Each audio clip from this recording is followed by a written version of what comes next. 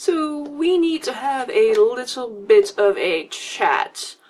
Probably the most frequent comment I get, or actually definitely the most frequent comment I get in varying degrees of politeness is, why are the Epic Sagas so fast? So I thought I'd take a minute to kind of share with you guys my work process and how I sort of do things and kind of explain a little bit about what the Epic Sagas actually are. First and foremost, the Epic Sagas are not tutorials at all. Nowhere on the title or the description does it say it is a tutorial. I've even got annotations on the screen, which is now compatible with mobile, I think, that says this is not a tutorial in big block letters. And even the description box, even before I get into the description of the video, I put in big block letters, this is not a tutorial. It's the very first line that you should see, so you don't even have to scroll down that far. It's not even tagged as tutorial or any other form of tutorial like DIY, how-to, stuff like that. It's not tagged like that, and unfortunately I cannot control how things are searched and how my little suggestions are put up on YouTube, throughout YouTube. So if you found me through an Epic Saga only, well, let me tell you a little bit about what they are. So the Epic Sagas kind of do three types of things in terms of my skill set. First and foremost, they are for clients that order jewelry from me, and it's kind of a customer service thing that I do. It's kind of like a speed paint for traditional or digital artists, or like you may have seen Watch Me Craft or Watch Me Resin pieces. It's along that line. It's a way for me to show my customers the progress of their piece, and they get really excited and interested about the work that I do. So they kind of just see it go in progress, and a lot of people enjoy that. So the second thing it does is it allows my other demographic, the people who don't watch my tutorials or don't watch me for my tutorials, either they have no interest in in creating jewelry or whatnot, it allows them to just see what I do, and they really enjoy the extension of a project. And the third thing that it does is it develops my skills both as a video editor and as a storyteller.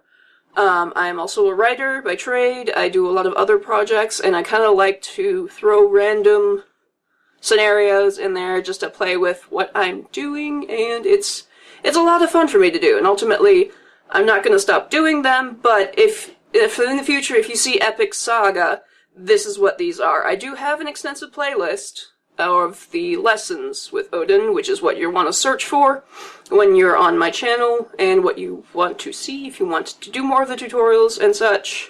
One thing I do want to address is that it takes a lot of time to develop these tutorials. It takes a lot of effort and energy, and for my YouTube anyway, I tend to make smaller pieces. You'll notice that a lot of the other beading channels, they post once a month or two, maybe, because it takes so much effort to develop these patterns, and because a lot of them also have day jobs that they dedicate themselves to.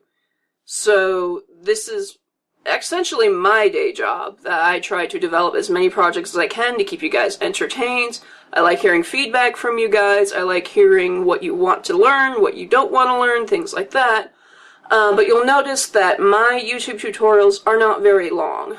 A good part of that is because, personally, I don't like sitting through an hour-long tutorial, and if I'm, like, sitting through a project start to finish, I just can't do that. If I'm looking for, like, one specific technique or something, I don't want to have to hunt through the entire video to see it, So my general rule when developing lessons with Odin is if it takes longer than 35 to 45 minutes for me to record, it's too long for YouTube, and it needs to be done with something else. Now, I do have a Craftsy shop, which I have my more extensive patterns, and sometimes I do have both the tutorials on YouTube and on Craftsy. And you might be asking, well, why do you do that? Why would I buy the pattern if it's just on YouTube? Well, mostly to get learning styles covered. Some people either can't follow a video entirely, and some people like something physical in front of them that they can read, or they can only read diagrams or something. I just want to have all bases covered when it comes to teaching methods and styles. So I have those options open. Now, I do intend on making video tutorials on my larger projects, case in point, things like these, and any of my other works that you've seen on my channel. I'm kind of in a transition phase with that, though, because what I want to do is I'm currently reworking my own website, and it's going to be like a subscription-based service thing. I'll have both free and premium subscription options with that, but that's going to take a long time. Probably at least next year, if not later. So in the meantime, you may have noticed I've also posted a little demo reel of a Skillshare tutorial, which is what I'm going to do as kind of an intermediary compromise for now, for the current moment, kind of temporary thing. Skillshare is more focused on learning things like crafting or business or editing, things like that. So this is really good because Skillshare lets you break down chapters and lets you put segments on that are generally more consumable, I guess is the best answer, is the best, easier to digest. So in the meantime, Skillshare is a premium subscription base. I'm going to have my tutorials on premium for the larger projects. The first one I have is the Tavern Windows, which I think is probably one of the more popular Epic Sagas that I have, and such. So check that out. I'll leave some links down below and more info about what Skillshare is and stuff like that. So if you're interested in doing that, I will be uploading probably more often with that. I'm gonna try to do it once a month, but I'm probably not promising much there because I got so much other stuff to do. But yes, look forward to more announcements on that in the future. If you have any other suggestions, feel free to come talk to me or whatnot. But effectively, I'm working to make this into a sort of day job so that I can continue to do what I enjoy instead of being stuck behind a desk all day making miserable things for other people. Some of you may have discovered my jewelry-focused Facebook page, Odin's Bead Haul, and this channel is known as Odin's Musings. There might be some confusion with that, only because Odin's Musings encompasses my interests and me personally. So I like to share with you guys what I'm interested in a lot of variety of things and stuff, and I just really like sharing things more than just jewelry. On Odin's Bead Haul, it's more of my quote-unquote professional page, where I do just jewelry, and for people who think my personality is a little overbearing. So that allows me to tone it down a little bit and still do business under a jewelry persona type thing.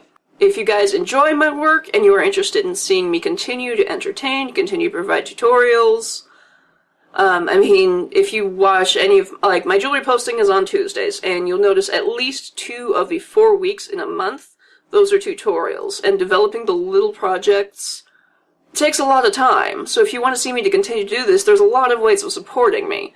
One way is to check out my patterns on Craftsy. I do have a lot of PDF tutorials on Craftsy. I do have a Patreon page as well if you're interested in supporting me that way and consistently over a monthly subscription thing. There's more details on that in the description box below as well. And there's even a way to get my tutorials cheaper there. Like, I have a $5 tier where you get any one of my PDF tutorials, even my most expensive $15, $20 ones, for $5 a month, but I don't care if you just pay me the $5, wait for me to email you the tutorial, and then cancel your subscription. That's fine.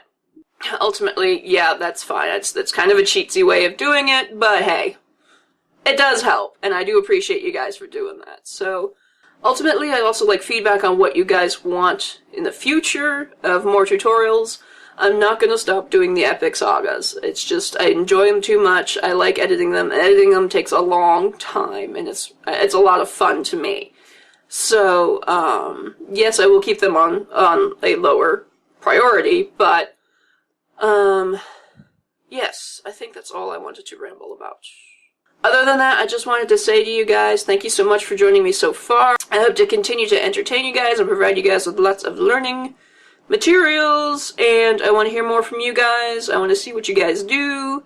You guys can always tag me on Instagram at Odin's Musings, or hashtag Odin's Musings, Twitter, what's its, and have-nots. I want to see what you guys do. I kind of want to make this a little talky communication thing. and stuff. So, yes. Check out my various links.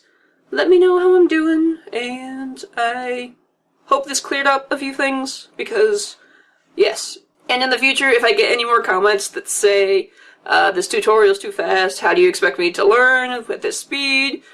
I'm just not gonna reply. If I do reply, I'm just gonna have a link to this video. So, yes. But yes, I hope this cleared things up. I'm not sure when I'm posting this, so I don't know what I have in the future, or whatnot. So, yes. I think I'll end right now before I say something even more stupid. Thank you guys so much for joining me. I hope you have fun in your beading adventures. Check out my playlist of lessons with Odin. It's quite extensive right now. And check out my Patreon, my Craftsy shop, and if you're interested, check out my Epic Sagas, because I think they're a lot of fun. So, and yes, thank you guys for your support, and thank you for joining me in this episode. And of course, if there's anything I need to be trying out right now, feel free to leave me a comment down below, and I will see you next time.